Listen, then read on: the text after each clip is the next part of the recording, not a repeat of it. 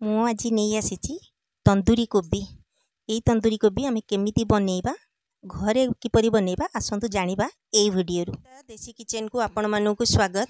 ମୋ ଭିଡ଼ିଓଟି ଯଦି ଭଲ ଲାଗିଥାଏ ତେବେ ଲାଇକ୍ କମେଣ୍ଟ ସେୟାର କରିବେ। ମୋ ଚ୍ୟାନେଲଟିକୁ ସବସ୍କ୍ରାଇବ୍ କରିବାକୁ ଭୁଲିବେ ନାହିଁ। ଆପଣମାନଙ୍କର ଆଶୀର୍ବାଦ ମୋତେ ନିହାତି ଜରୁରୀ। ମୁଁ ଏଠି ନେଇ ଆସିଛି କୋବିକୁ ଟିକେ ବଡ଼ ବଡ଼ ଖଣ୍ଡ କରିକି କାଟିକି ନେଇ ଆସିଛି।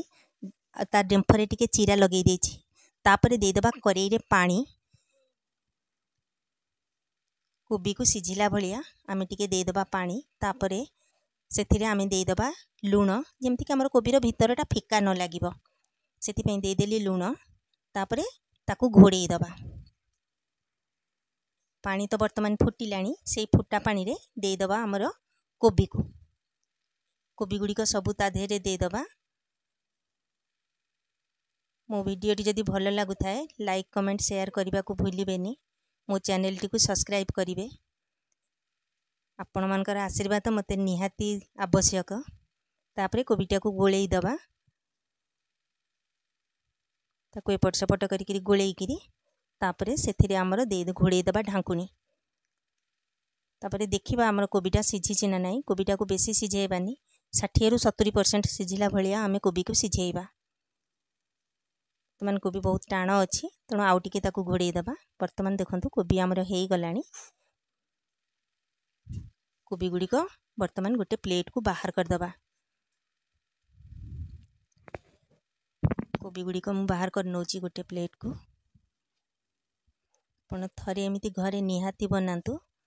ଢାବା ରେଷ୍ଟୁରାଣ୍ଟର ଷ୍ଟାଇଲ୍ ଘରେ ଆମେ ବନେଇବା, ତାରି ସ୍ୱାଦ ଆମେ ଘରେ ବି ନେଇପାରିବା।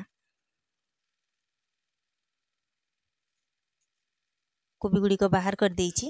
ବର୍ତ୍ତମାନ ସେ କୋବିର କୁକିଂ ପ୍ରୋସେସଟା ଟିକେ କମ୍ କରିବା ପାଇଁକି ଆମେ ସେଥିରେ ଦେଇଦେବା ଥଣ୍ଡା ପାଣି।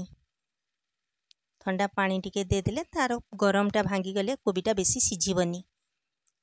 ଥଣ୍ଡା ପାଣି ଦେଇଦେଲେ ତାପରେ ତାକୁ କୋବି ତା ଦେହରୁ ବାହାର କରି ଆଣିବା।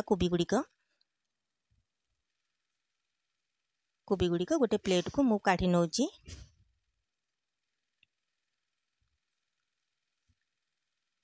ଆପଣମାନେ ଥରେ ନିହାତି ଘରେ ବନାନ୍ତୁ। ମୋ ଚ୍ୟାନେଲଟିକୁ ସବସ୍କ୍ରାଇବ୍ କରନ୍ତୁ। ମୋ ଭିଡ଼ିଓକୁ ସେୟାର ବି କରନ୍ତୁ। ବର୍ତ୍ତମାନ ନେଇ ଆସିଲି ଗୋଟେ କପ୍ ଦହି। ଦହିକୁ ଛଣାରେ ଦେଇକି ତାକୁ ଗୋଟେ ଘଣ୍ଟା ପାଇଁକି ରଖିଦେବା, ତାର ପାଣି ଯାକ ନିଗିଡ଼ି ଯିବା ପାଇଁ।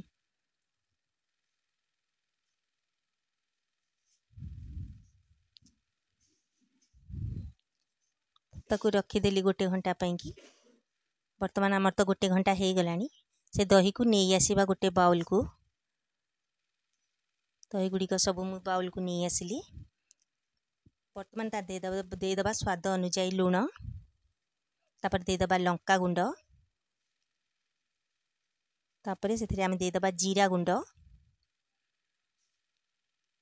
ତାପରେ ଦେବା ଧନିଆ ଗୁଣ୍ଡ। ତାପରେ ଦେଇଦେବା ହଳଦୀ ଗୁଣ୍ଡ। ତାପରେ ଦେଇଦେବା ଗରମ ମସଲା ଗୁଣ୍ଡ। ତାପରେ ଦେଇଦେବା ମିଟ୍ ମସଲା ଟିକେ। ତାପରେ ଦେଇଦେବା କାଶ୍ମୀର ଲଙ୍କା ଗୁଣ୍ଡ। ତାପରେ ଦେଇଦେବା ଅଦା ରସୁଣ ବଟା 1.5 ଚାମଚ। ତାପରେ ଦେଇଦେବା 1 ଚାମଚ କର୍ଣ୍ଣଫ୍ଲୋର କିମ୍ବା ମଇଦା। ତାକୁ ଭଲସେ ଗୋଳେଇ ଦେବା। ତାକୁ ଭଲରେ ଗୋଳେଇ ସାରିଲା ପରେ ତା ଦେହରେ ଆମେ ଦେଇଦେବା ସିଝେଇକି ରଖିଥିବା କୋବିକୁ।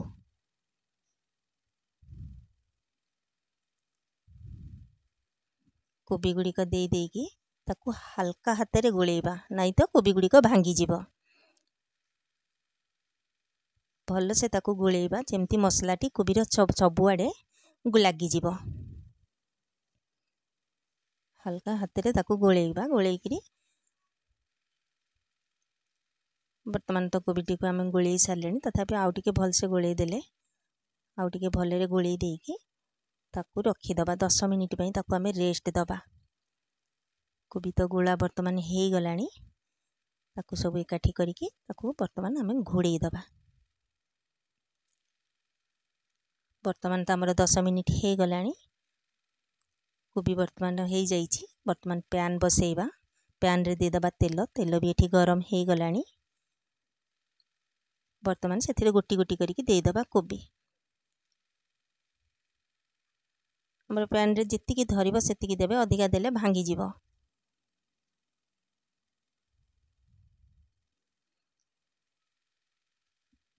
कोबी गुड़ी को गोटी गोटी करी देदेबा।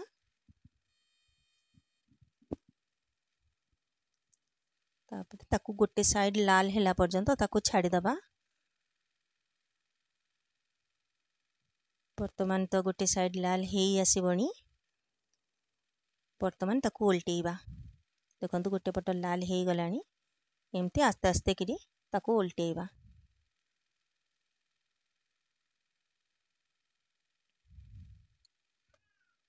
कोबी गुड़ी को उल्टेइ दबा।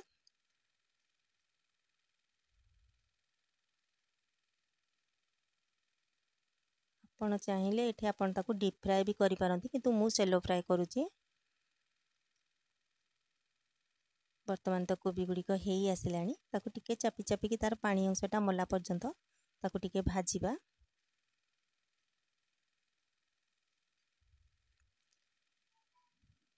वर्तमान तो हमर कोबी गुड़ी को प्राय तो हेई आसिलानी।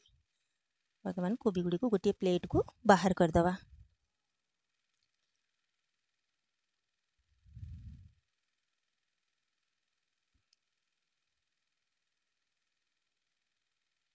कोबी को भल से टिके चापिकी भाजीबे, नहले ता पानी अंश रही जीवो भितरे।